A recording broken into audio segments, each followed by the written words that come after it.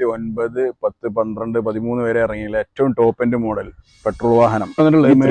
ബെൻസിന്റെ ഈ ക്ലാസ്സിൽ വരുന്ന ഏറ്റവും ടോപ്പ് എൻഡ് ഫീച്ചേഴ്സോട് കൂടി വരുന്ന E350 ആണ്. ഇതിന്റെ കാര്യങ്ങളൊക്കെ നോക്കുകയാണെങ്കിൽ ഈ അലോയിന് ഒരു പ്രത്യേകത ഉണ്ട്. ഇത് E350 ആണ് ബാഡ്ജിങ് ഉണ്ട്. E350 സൂചിപ്പിക്കുന്നത് കിലോമീറ്റർ ഓടിയിട്ടുള്ളത് 70,000 കിലോമീറ്റർ ആണ്. ഒരുപാട് ഫീച്ചേഴ്സ് നേരത്തെ ആഡ് ചെയ്തൊരു വാഹനം കൂടിയാണ്. നോക്കുമ്പോൾ അത്യാവശ്യം നല്ല സ്പേസ് ആണ്, ഒന്നും കൂടി ലാവിഷ്. ഹായ് ഫ്രണ്ട്സ്, റാസി കാസിന്റെ പുതിയൊരു വീഡിയോയിലേക്ക് എല്ലാവർക്കും സ്വാഗതം. ഇന്ന് നമ്മൾ കൊണ്ടുവന്നിട്ടുള്ളത് മെർസിഡീസ് ബെൻസിന്റെ ആ കാലഘട്ടത്തിൽ ഇറങ്ങിയ 2009, 10, 12, 13 വരെ ഇറങ്ങിയില്ല ഏറ്റവും ടോപ്പ് എൻഡ് മോഡൽ പെട്രോൾ വാഹനം E350 ആണത്. മെർസിഡീസ് ബെൻസിന്റെ ഏറ്റവും കൂടുതൽ ഫീച്ചേഴ്സുകളുമായിട്ട് ഇന്ത്യയിൽ ഇറങ്ങിയുള്ള ഏറ്റവും ടോപ്പ് എൻഡ് മോഡൽ എന്ന് പറയാം E350 ആണ്. അത് പെട്രോൾ വെർഷൻ ആണ്. Automatic pedal shift hand gear വരുന്ന സൺറൂഫോട് കൂടി വരുന്ന വാഹനമാണ്. അപ്പോൾ ഇതിന്റെ കൂടുതൽ ഡീറ്റെയിൽസ് കാര്യങ്ങൾ എന്തൊക്കെയാണ് നമുക്ക് നോക്കാം. ഇതിനകത്ത് ഒരു ഓഫർ പ്രൈസിലാണ് നമ്മളിന്ന് കൊടുക്കാൻ പോകുന്നത്. അപ്പോൾ അതും കൂടി ഒന്ന് ശ്രദ്ധിക്കുക. അപ്പോൾ നമ്മുടെ യൂട്യൂബ് ചാനൽ ആദ്യമായിട്ട് കാണുന്ന ആൾക്കാരാണെങ്കിൽ ജസ്റ്റ് സബ്സ്ക്രൈബ് ചെയ്ത് കൂടെ കൂടാൻ വേണ്ടി ശ്രമിക്കണം. ഇതിന് താഴെ നമ്മളെ ഡിസ്ക്രിപ്ഷനിൽ ഇതിൻ്റെ ലിങ്കും കാര്യങ്ങളെല്ലാം കൊടുത്തിട്ടുണ്ട്. ഇൻസ്റ്റാഗ്രാം, ഫേസ്ബുക്ക് എല്ലാം കൊടുത്തിട്ടുണ്ട്. ഒക്കെ ജസ്റ്റ് ഒന്ന് കയറി നിങ്ങൾ ഫോളോ ചെയ്ത് കൂടെ കൂടണം. പിന്നെ ഇതൊരു ബെല്ലൈക്കൺ അമർത്തി കഴിഞ്ഞാൽ നമ്മൾ അടുത്ത വീഡിയോസൊക്കെ ഇങ്ങനെ ഓട്ടോമാറ്റിക്കായിട്ട് നിങ്ങളുടെ ചാനൽ നിങ്ങളുടെ മൊബൈലിലേക്ക് എത്തുന്നതായിരിക്കും.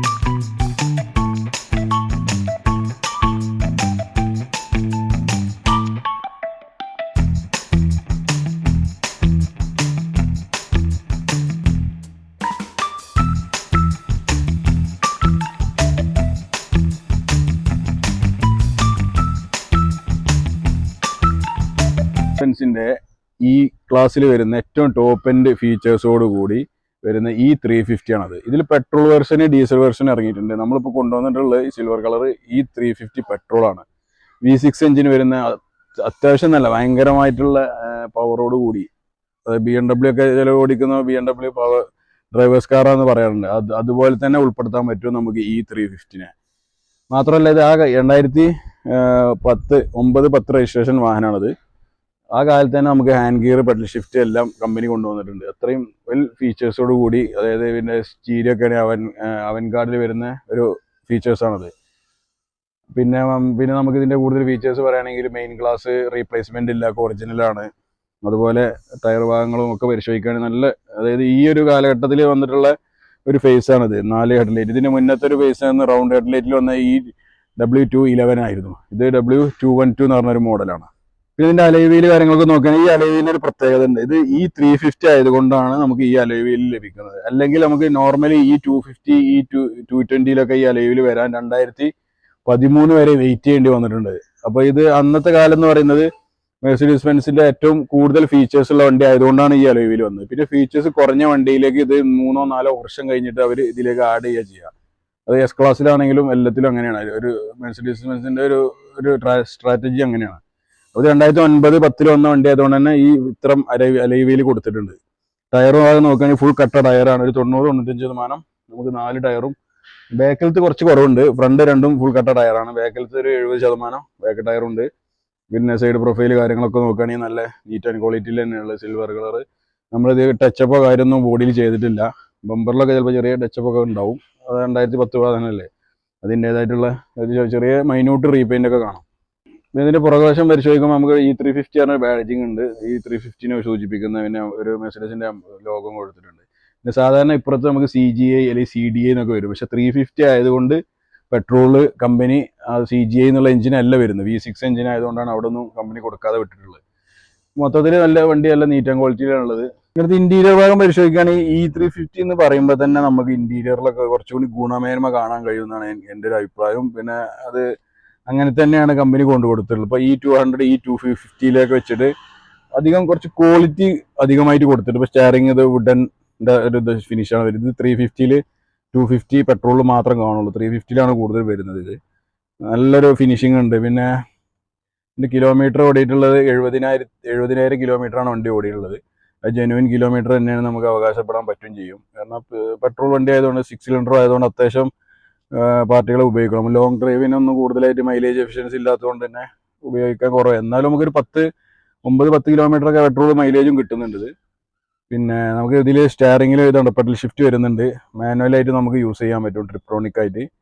പിന്നെ പൊതുവെ ഗിയർ ഇവിടെയാണ് വരുന്നത്. ഹാൻഡ് ഗിയർ ആകുമ്പോൾ ഗിയർ ഇവിടെ വരും, നമുക്ക് ഷിഫ്റ്റ് ചെയ്യാൻ സുഖമാണ്. ഇവിടെ നിന്ന് ഇങ്ങോട്ട് കമ്പനി മാറ്റി. ഇതൊക്കെ 350 മാത്രം പ്രത്യേകതയാണ്. മറ്റേ ഈ ക്ലാസ്സിലെ 250 വന്നപ്പോഴത്തേക്കും 2013 വരെ എടുക്കേണ്ടി വന്നു സ്റ്റിയറിംഗിലേക്ക് ഗിയർ വരാൻ വേണ്ടിയിട്ട്. അപ്പോൾ ഇത് ഓൾറെഡി ഒരുപാട് ഫീച്ചേഴ്സ് നേരത്തെ ആഡ് ചെയ്തൊരു വാഹനം കൂടിയാണ്.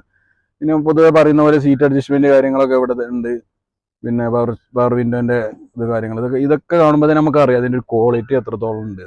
350 ആണ്. പിന്നെ അത് യൂസേജ് വളരെ കുറഞ്ഞതുകൊണ്ടാണ് ഇങ്ങനെയൊക്കെ നമുക്ക് കാണാൻ പറ്റുന്നത്. പിന്നെ ഈ ഭാഗത്ത് പരിശോധിക്കുക, നമുക്ക് ക്രൂയിസ് കൺട്രോൾ, ഇൻഡിക്കേറ്ററിൻ്റെ അത്, പിന്നെ സ്റ്റിയറിംഗ് അഡ്ജസ്റ്റ്മെന്റ് താഴോട്ട് കൊണ്ടുവരാം, നമുക്ക് മേലോട്ട് ഇലക്ട്രോണിക്കലി. ഇതൊക്കെ അന്നേ ഇതിൽ വന്നിട്ടുണ്ട്. ഒരുപാട് ഫീച്ചേഴ്സ് ഒന്ന് ആഡ് ചെയ്തൊരു വാഹനമാണ്. 350 ആയതുകൊണ്ട് തന്നെയാണ് അത്. പിന്നെ സ്റ്റീരിയോ വരുന്നുണ്ട്. പിന്നെ ബാക്കിയെല്ലാം ഓൾമോസ്റ്റ് നല്ല ക്വാളിറ്റിയിൽ തന്നെയാണ് മെയിൻറ്റെയിൻ ചെയ്തിട്ടുള്ളത്. ഇവിടെ AC കൺട്രോൾ കാര്യങ്ങൾ, സ്റ്റീരിയോൻ്റെ കൺട്രോൾ കാര്യങ്ങൾ ഇവിടെ വരുന്നത്. പിന്നെ പാർക്കിംഗ് സെൻസർ 350 ആയതുകൊണ്ട് മാത്രമാണ് അന്ന് തന്നെ പാർക്കിംഗ് സെൻസർ വന്നിട്ടുണ്ട്. നേരെ മറിച്ച് മറ്റുള്ളതിലൊക്കെ 2011 ശേഷമാണ് പാർക്കിംഗ് സെൻസറൊക്കെ വരുന്നത്, മറ്റേ നോർമൽ ഈ ക്ലാസ്സിലൊക്കെ വരുന്നത്. അപ്പോൾ അതൊക്കെയാണ് അതിൻ്റെ വ്യത്യാസങ്ങൾ. പിന്നെ നമുക്ക് സൺറൂഫ് ഉണ്ട്, എല്ലാം ക്ലിയർ വർക്കിംഗ് ആണ്, നല്ല ക്വാളിറ്റിയിൽ തന്നെയുള്ളത് സൺറൂഫ് ഒക്കെ കറക്റ്റ് വർക്കിംഗ് ആണ്. ഇതിൽ ഇലക്ട്രോണിക്കലി വർക്ക് ചെയ്യാത്തതായിട്ട് വേറെ അതൊന്നുമില്ല. എല്ലാം നല്ല നീറ്റ് ആൻഡ് ക്വാളിറ്റി തന്നെയാണ് കസ്റ്റമർ വേണ്ടി ചെയ്യുന്നത്. പിന്നെ നമ്മളിതൊരു ഓഫർ പ്രൈസും കൂടിയാണ് കൊടുക്കുന്നത്. വേറെ ഇലക്ട്രോണിക്കലി എല്ലാ ഭാഗങ്ങളും വർക്കിംഗ് കാര്യങ്ങളും ഒക്കെയാണ്. അതെ, നമുക്ക് പ്രവേശം നോക്കുമ്പോൾ നല്ല അത്യാവശ്യം നല്ല സ്പേസ് ആണ്. ഒന്നും കൂടി ലാവിഷായിട്ട് നമുക്ക് യാത്ര ചെയ്യാനും ഉപയോഗിക്കാൻ പറ്റുന്ന രൂപത്തിലാണ് അറേഞ്ച് ചെയ്തിട്ടുള്ളത്. പിന്നെ നമുക്ക് ഇവിടെ സെപ്പറേറ്റ് കൺട്രോൾ സിസ്റ്റം ഒക്കെ കൊടുത്തിട്ടുണ്ട്. നമുക്ക് ടെമ്പറേച്ചർ കൺട്രോൾ ചെയ്യാനും ഫാനിൻ്റെ സ്പീഡ് കൺട്രോൾ ചെയ്യാനൊക്കെ വേണ്ടിയിട്ട് ഇവിടെ തന്നെ സെപ്പറേറ്റ്. ബാക്കത്തെ പാസഞ്ചേഴ്സിൽ C ക്ലാസ്സിലൊന്നും ഇങ്ങനെ ഒരു ഫെസിലിറ്റി വന്നത് എനിക്ക് തോന്നുന്നത് 2013 എങ്ങാണ്ടാണ് വന്നിട്ടുള്ളത്. അപ്പോൾ ഒരുപാട് മുൻകൂട്ടി തന്നെ ഇതിലെല്ലാ ഫീച്ചേഴ്സും കൊടുത്തിട്ടുണ്ട്. പിന്നെ 2 പോസ്റ്റിലും ഇവിടെ സൈഡ് പോസ്റ്റിലും AC വെന്റും കൊടുത്തിട്ടുണ്ട് കമ്പനി. പിന്നെ ഇവിടെ നമുക്ക് ജസ്റ്റ് ഹാൻഡ് റെസ്റ്റ് വെക്കാനുള്ളൊരു ഓപ്ഷനും കൂടി ഉണ്ട്. ഇതൊക്കെ എല്ലാത്തിലും വരുന്നതാണ്, എല്ലാത്തിലും നമ്മൾ എടുത്ത് പറയാറില്ല. ഇതൊക്കെ നല്ല രീതിയിൽ തന്നെ മെയിൻറ്റെയിൻ ചെയ്ത് വെച്ചിട്ടുണ്ട് കാര്യങ്ങൾ. നമുക്ക് നീറ്റ് ആൻഡ് ക്വാളിറ്റി ആണുള്ളത്. അപ്പോൾ നമ്മൾ ഇതിൻ്റെ ഇൻറ്റീരിയറും എക്സ്റ്റീരിയറും എല്ലാം ഇത് പരിശോധിച്ചു. അത്യാവശ്യം നല്ല വെൽ മെയിൻറ്റെയിൻ ചെയ്തിട്ടുള്ളത്. അപ്പോൾ 2010 രജിസ്ട്രേഷൻ വരുന്ന ഈ 350 ആണ്, ഈ ക്ലാസ് വരുന്നത് 350 ആണ്, പെട്രോൾ V6 എഞ്ചിന്. നമുക്കിത് യാത്ര ചെയ്യാൻ അത്രയും നല്ല കംഫർട്ടാണെന്ന് പറയാം. ഒരു ഈ ക്ലാസ്സിൽ തന്നെ പല സെഗ്മെൻറ്റുകളും ഉണ്ടല്ലോ. അതിൽ ഉപയോഗിച്ച ആൾക്കാർക്ക് അറിയാം 350ൻ്റെ എന്താണ് അതിൻ്റെ ഗുണമേന്മ കാര്യങ്ങൾ. നമ്മൾ S ക്ലാസ് എങ്ങനെയാണ് യൂസ് ചെയ്തത് അതുപോലെ തന്നെ ഹെയർ സസ്പെൻഷൻ അല്ല, നോർമൽ സസ്പെൻഷൻ തന്നെയാണിത്. എന്നാലും അതുപോലെ ഒരു S ക്ലാസ് ഉപയോഗിക്കുന്ന പോലെ തന്നെ നമുക്ക് ഫീലിംഗ് ചെയ്യും. ഒരു BMW പവറും ഇത് രണ്ടും കൂടി ചേർന്നൊരു വാഹനമാണ് ഈ 350. പിന്നെ ഇത് സെക്കൻഡ് ഓണർഷിപ്പിലുള്ള വാഹനമാണിത്. പിന്നെ ഇൻഷുറൻസ് പുതിയത് ഇപ്പോൾ തീർന്നിട്ടുണ്ട്, നമ്മൾ പുതിയത് എടുത്തു കൊടുക്കും. പൊല്യൂഷൻ എല്ലാ കാര്യങ്ങളും റെഡിയാണ്. ഇത് നമ്മൾ NOCയിൽ കൊടുക്കാനാണ് വിചാരിക്കുന്നത്. ഒരു ഓഫർ പ്രൈസിലാണ് നമ്മൾ കൊടുക്കുന്നത്. 6,45,000 രൂപ നമ്മൾ ആസ്കിങ് പ്രൈസ്. ചെറിയ എന്തെങ്കിലും നമ്മൾ നെഗോസിയേഷൻ ചെയ്യും. നിങ്ങൾക്ക് നമ്മുടെ വണ്ടികൾ ജസ്റ്റ് ഒന്ന് കമ്പയർ ചെയ്യണം മറ്റുള്ള വാഹനങ്ങളുമായിട്ട്. ഈ 350 കമ്പയർ ചെയ്യുമ്പോൾ നിങ്ങൾക്ക് അറിയാം നമ്മുടെ വിലയിലുള്ള വ്യത്യാസവും ക്വാളിറ്റിയും.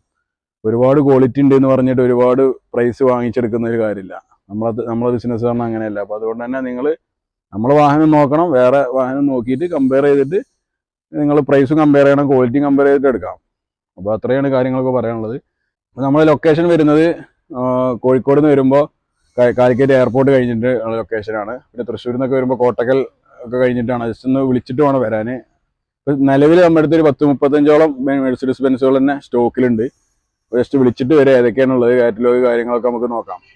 ഓക്കെ, അപ്പോൾ നമ്മുടെ വീഡിയോ ആദ്യമായിട്ട് കാണുന്ന ആൾക്കാരെ ഒന്നുകൂടി സബ്സ്ക്രൈബ് ചെയ്ത് കൂടാൻ വേണ്ടി ശ്രമിക്കണം. എന്തെങ്കിലും വീഡിയോയിൽ ചിലപ്പം എന്തെങ്കിലും വിട്ട് പറഞ്ഞു പോയിട്ടുണ്ടെങ്കിൽ നമുക്കത് നിങ്ങൾക്ക് വിളിച്ചിട്ട് ക്ലാരിഫൈ ചെയ്യാവുന്നതാണ്. അത് NOCയിലാണ് വില നമ്മൾ പറഞ്ഞത്. 6,45,000 രൂപക്ക് നമുക്ക് കൊടുക്കാം. ഒരു ഓഫർ പ്രൈസ് തന്നെയാണ്. ചെറിയ എന്തെങ്കിലും നമുക്ക് നെഗോസിയേഷൻ ആക്കും ചെയ്യാം കസ്റ്റമർ വരുമ്പോൾ. പിന്നെ നമുക്കിത് കേരളത്തിൽ രജിസ്റ്റർ ചെയ്യാൻ ഏകദേശം 1 ലക്ഷം രൂപയുടെ താഴെ നമുക്ക് വരുള്ളൂ. 80,000 85,000 രൂപ മാക്സിമം അത്രേ വരുള്ളൂ. അപ്പോൾ അതും കൂടി നിങ്ങൾ ആലോചിച്ചാൽ പിന്നെ നമുക്കൊരു 7 ലക്ഷം 7.5 ലക്ഷത്തിന് നമുക്ക് 7.5 ലക്ഷത്തിന് നമുക്ക് വീട്ടിലൊരു രജിസ്ട്രേഷൻ ചെയ്ത് കേരള രജിസ്ട്രേഷൻ ആക്കിയ ഒരു മെർസിഡീസ് ബെൻസ് കിടക്കും നമ്മൾ പോർച്ചിൽ. അപ്പോൾ നിങ്ങൾ നോക്കിയിട്ട് വിളിക്കുക. ഓക്കെ, അപ്പോൾ അടുത്തൊരു വീഡിയോയുമായി വരുന്നവരെ എല്ലാവർക്കും ബൈ. Thank you.